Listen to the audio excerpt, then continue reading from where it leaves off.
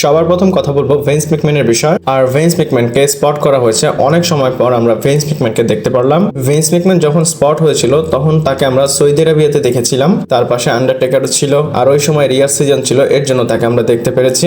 আর super বল, সেখানে আপনারা veins ম্যাকম্যানকে দেখতে পাচ্ছেন। ইয়েস, এইটাই ভেন্স অ্যান্ড কেনেডি ম্যাকম্যান। তাকে অনেক বেশি ফিট লাগতেছে, আমি তো এক্সপেক্ট করতে পারতেছি না এই বয়সে একটা বুড়া মানুষ এতটা ফিট থাকতে পারে। দেখে মনে হয় ভেন্স ম্যাকম্যান এখনো ফুল এক্সারসাইজ করে। আর এটা হচ্ছে ভেন্স ম্যাকম্যানের লেটেস্ট পিক। আর সুপার বোলে ভেন্স ম্যাকম্যান ছিল, পাশাপাশি আন্ডারটেকার ছিল এবং শেন ম্যাকম্যান ছিল। আর অনেকেই দেখতেছি বলতেছে ভেন্স ম্যাকম্যান এখানে কেন গেল, তারপর শেন ম্যাকম্যানও গিয়েছে।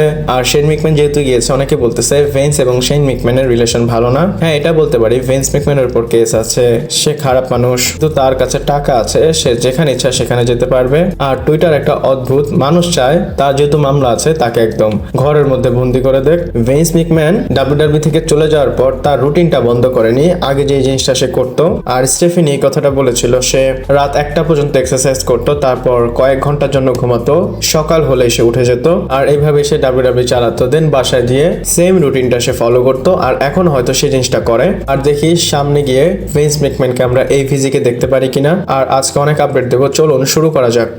Hello viewers, welcome to Rachel Bangla BD. প্রথমে অ্যালেক্সা রোপেসের বিষয় বলবো।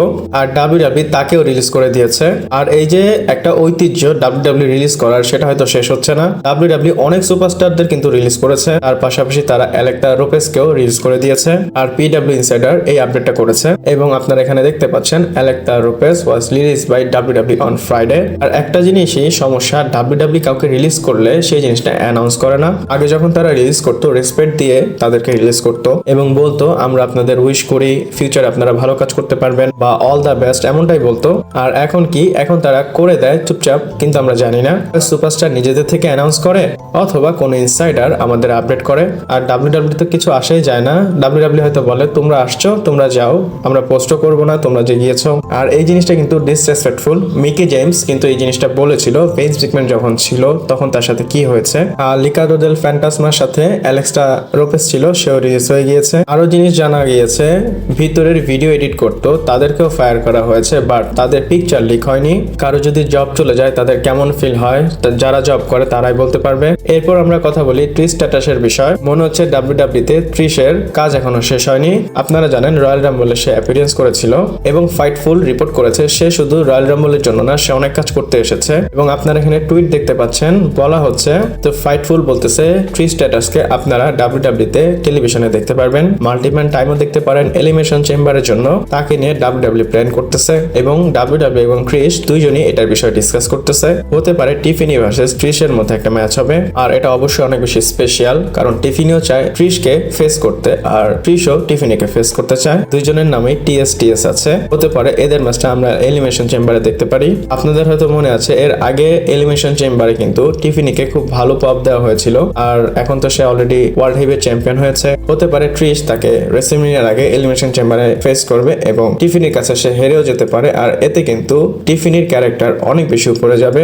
এরপরে আপনাদের একটা টপ 10 ডেটা দেখায়, আর এটা ডাব্লিউডাব্লিউ নিজে থেকে রিলিজ করেছে, অবশ্যই এটা জন সিনাকে নিয়ে। আর টপ 10 জন সিনা যে হেরেছে সেটার বিষয় এখানে আপনারা দেখতে পাচ্ছেন। নাম্বার 10-এ আছে সিএম পাঙ্কের সাথে যে হেরেছিল 2011 সালে সামার স্ল্যামে, সেটা। আর নাম্বার 9-এ সে মিজের কাছ থেকে এলিমিনেট হয়েছিল রয়্যাল রাম্বলে 2011 সালেই। নাম্বার 8 সে বাতিস্তার কাছে হেরেছিল 2008 সালে সামার স্ল্যামে। নাম্বার 7-এ ব্রে হোয়াইট এক্সট্রিম রুলসে সে হারিয়ে দিয়েছিল 2014 সালে। নাম্বার 6 ট্রিপল এইচ রতে 2009 সালে। নাম্বার 5 সোলো সিকা ক্রাউন জুয়েলে 2024 সালে। আর এই জিনিসটা আমার অনেক বেশি রাগ উঠেছিল যখন সে হেরেছিল দেখে। পার্সোনালি আমি চেয়েছিলাম সোলো সিকা যেন হেরে যায় এবং জন সিনা যেন জিতে যায়, বাট দুইটা সামান স্পাইক মেরে জন সিনাকে সে হারিয়ে দিয়েছিল। আর নাম্বার 4-এ সে জিওসের কাছে হেরেছে, রয়্যাল রাম্বল এলিমিনেট হয়েছে, সেটা তারা নাম্বার 4-এ রেখেছে।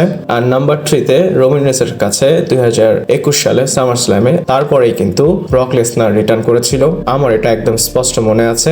নাম্বার 2-তে ওয়েড ব্যারিট হেল ইন আ সেলে 2010 সালে। Number 1 John Cena versus the Rock WrestleMania 28। ওই সময় আমি অনেক বেশি সাপোর্ট করতাম জন সিনাকে। আর এগুলো হচ্ছে ডাব্লিউডাব্লিউ অ্যাকর্ডিং সবচেয়ে বেশি লস বা হার্ট ব্রেকিং। ডাব্লিউডাব্লিউ যারা ফ্যান তারা দেখলে বুঝতে পারবেন। আর এই টপ 10 এর মধ্যে কোনটা বেশি হার্ট ব্রেকিং আপনারা কমেন্ট করে জানাবেন। এরপরে কথা বলি আমাদের ট্রাবল চিফ রোমান রেন্সের বিষয়। রোমান রেন্স কখন আসবে, রোমান রেইন্সের নেক্সট ডেট কখন সে যে আসবে। আপনারা জানেন রোমান রেইন্স আপকামিং শো এর জন্য অ্যাডভার্টাইজ না, এলিমিনেশন চেম্বার পর্যন্ত ডাব্লিউডাব্লিউ তাকে বাইরেই রাখবে। বাট এলিমিনেশন চেম্বার শেষ হওয়ার পর রোমান রেইন্সকে আপনারা এক্সপেক্ট করতে পারেন, বা এলিমিনেশন চেম্বারও তাকে দেখতে পারেন। তারপর থেকে তাকে অ্যাক্টিভলি এক্সপেক্ট করতে পারেন সে রেসলম্যানিয়া পর্যন্ত শোতে অ্যাপিয়ার হবে। আর যদি আমরা রোমান রেইন্সের কথা বলি, এখানে কিওয়ার্ড হচ্ছে এক্সপেক্ট। আপনাদের জাস্ট এক্সপেক্ট করতে হবে। আপনারা জানেন ডাব্লিউডাব্লিউ যে কোনো সময় যে কোনো কিছু করতে পারে, যদি এটা রোমান রেইন্সের বিষয় হয়। আর মোস্ট লাইকলি সে এলিমিনেশন চেম্বার অথবা এলিমিনেশন চেম্বারের পর আসবে। আর এরপর হোপফুলি আমি চাই সে যেন অ্যাক্টিভ থাকে, প্রত্যেকটা শোতে যেন সে আসে। আর সে যদি আসে তাহলে সে তার ম্যাচটা বা স্টোরিটা বিল করতে পারবে, যেটা হবে স্যাথ রলিন্স এবং সিএম পাঙ্কের সাথে। আর এতটুকু আমি রোমান রেইন্সের বিষয়ে বলতে পারি। এরপর জো হেনরির কথা বলি। আপনারা জানেন জো হেনরি টিএনএ থেকে এসে ডাব্লিউডাব্লিউ তে এসে ভালো কাজ করেছে। আপনারা জানেন ডাব্লিউডাব্লিউ এবং টিএনএ এর একটা কন্ট্রাক্ট হয়েছে এবং জো হেনরি অনেক নাম কামিয়েছে। এনএক্সটির টপ মোমেন্টে কিন্তু জো হেনরিও ছিল। আর জো হেনরি টুইট করেছে, এখানে আপনারা দেখতে পাচ্ছেন রোমান রেইন্স তাকে স্পেয়ার মেরেছে আর ক্যাপশনে লিখেছে নট এভরিওয়ান বিলিভস। কেন বলেছে আপনারা জানেন? সে বলে I believe in Joe Henry. আর একজনে কমেন্টে লিখেছে looking at your expression I think you really enjoy it. আর এখানে যদি আপনারা দেখেন জো হেনরির এক্সপ্রেশন আসলেই ফানি, সত্যই আসলে তার মজা লাগতেছে, কারণ রোমান রেইন্স তাকে স্পেয়ার মেরেছে। আর জো হেনরির যে ফ্যান ফলোইং তারাও একটু ওইরকম, একটু স্যাভেজ, কারণ তারা পাগলের মতো তাদের ফলো করে, পাশাপাশি পাগলের মতো পচায়। এবং পাশাপাশি ড্রু ম্যাকিন্টায়ার টুইট করেছে, সে লিখেছে আই বিলিভ, এবং দুইটা ছবিও দেখতে পাচ্ছেন। প্রথম ছবিতে সে ফোকাস করে রেখেছে টিএনএ চ্যাম্পিয়ন, আর দ্বিতীয়তে সে তাকিয়ে আছে ক্যামেরার দিকে। আর আপনারা যদি না জানেন বলে দেই, ড্রু ম্যাকিন্টায়ার যখন ডাব্লিউডাব্লিউ থেকে চলে গিয়েছিল সে টিএনএ তে গিয়ে ভালো নাম কামিয়েছে। এরপর যেটা বলবো সেটা আপনাদের মন খারাপ করতে পারে, এটা জন সিনার বিষয়। আর জন সিনা রেসলম্যানিয়াতে না ওয়ার্ল্ড হেভি চ্যাম্পিয়নশিপের জন্য ম্যাচ পাবে, না ডাব্লিউডাব্লিউ চ্যাম্পিয়নশিপের জন্য ম্যাচ পাবে, আর না জন সিনা 17 টাইম ওয়ার্ল্ড চ্যাম্পিয়ন হবে। আর সেটা কেন? তার ম্যাচটা লোগান পলের এগেইনস্টে হতে পারে, এর জন্যই অবশ্যই আপনাদের অ্যাক্টিভ থাকতে হবে। আগেই কিন্তু আপনাদের বলেছিলাম, 3-4 মাস আগেই বলেছিলাম জন সিনার সাথে লোগান পলের ম্যাচ ডাব্লিউডাব্লিউ ডিসকাশনে রেখেছে। আর যদি আপনারা রয়্যাল রাম্বল দেখেন, লোগান পলকে এলিমিনেট কে করেছে? সেটা কিন্তু জন সিনাই করেছিল। আর লোগান পলের ব্লগ যদি আপনারা দেখেন, সে কিন্তু হাইলাইট করে বলতেছে জন সিনা তাকে ধোকা দিয়েছে। তো ডাব্লিউডাব্লিউ কি আসলেই জন সিনা এবং লোগান পলের ম্যাচটা প্ল্যান করতেছে? আর যদি এই জিনিসটা হয় তাহলে আমাদের স্বপ্নের মধ্যে পানি ঢেলে যাবে। এটাও একটা অ্যাঙ্গেল হতে পারে, শিওর না, বাট রিপোর্ট জানতে পেরেছি তাই আপনাদের সাথে শেয়ার করলাম। আর প্ল্যান যেভাবে ট্রিপল এস চেঞ্জ করতে থাকে, জানি না কখন কি করে ফেলে। পাশাপাশি আপনাদের আরো একটা জিনিস দেখাই, বাংলাদেশের সে দেখেন টুইট করেছে এবং বলা হচ্ছে এইখানে যেই কয়বারই জন সিনাকে এলিমিনেট করা হয়েছে বা রয়্যাল রাম্বলে রানার আপ হয়েছে, তারপরে সে টাইটেলের জন্য ম্যাচ পেয়েছে এবং রেসলম্যানিয়াতে সে টাইটেল জিতেছে। যদি আপনারা এই স্ট্যাটের হিসাবে দেখেন তাহলে তো ফিট হবে জন সিনা চ্যাম্পিয়ন হবে। আর এটা না দেখাই উচিত, কারণ আগে জন সিনা একরকম ছিল, এখন অন্যরকম হয়ে গিয়েছে। আর ট্রিপল এইচ এর সময়টা না হওয়ার চান্স অনেক বেশি। বাট আমরা জন সিনার ফ্যান, আমরা সবকিছুতেই এক্সপেক্ট রাখতে পারি যেন জন সিনা 17 টাইম ওয়ার্ল্ড চ্যাম্পিয়ন হয়। এরপর বলবো র্যান্ডি অর্টনের বিষয়। আর র্যান্ডি অর্টন অনেকদিন ধরে ডাব্লিউডাব্লিউ তে নেই, যে কিছু সময় আসে দেন আবার চলে যায়। আর এখন র্যান্ডি অর্টনের বিষয় কি? আর রেসেল ওয়ার্ডস আপডেট করেছে এবং লিখেছে র্যান্ডি অর্টন রেডি না রিটার্নের জন্য, এখানে কিছু পার্সোনাল ম্যাটারও আছে। আর এই রিপোর্টটা কিন্তু একদম কনফার্ম না বা অনেক বেশি সিরিয়াস না। আমার মনে হয় র্যান্ডি অর্টনের কোনো পার্সোনাল ম্যাটার নেই, সে শুধু ছুটিতে আছে। আমার মনে হয় র্যান্ডি অর্টনকে নিয়ে ডাব্লিউডাব্লিউ এর কোনো প্ল্যানই নেই। এখন ডাব্লিউডাব্লিউ এর কাছে কোনো কিছু করার না থাকবে তখন তাকে নিয়ে আসবে। আমার মনে হয় কেভিন ওয়েন্স ভার্সেস র্যান্ডি অর্টনেরও ম্যাচ হতে পারে, বাট এখন তো মনে হচ্ছে স্যামি এবং কেভিনেরও হতে পারে। আসলে ডাব্লিউডাব্লিউ আমাদের অনেক বেশি কনফিউশনের মধ্যে রেখেছে, জানি না র্যান্ডি অর্টনের সাথে কি হবে।